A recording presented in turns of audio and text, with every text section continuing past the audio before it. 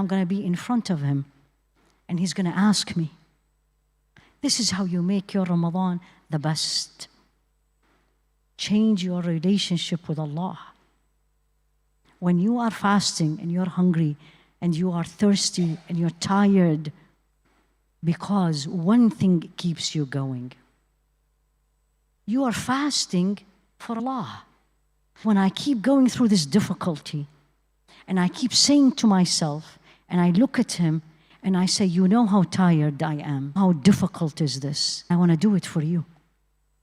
So when you are, from tomorrow, this morning, when you're going to do your suhoor, you're going to keep telling yourself, الصوم لي وأنا أجزي به.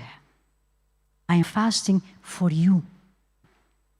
And I want the reward from you. I don't care what people say. I care less if people know I am fasting or not. This is how it's going to make it different. This is what's going to give you the energy, the focus. Everything else becomes less important.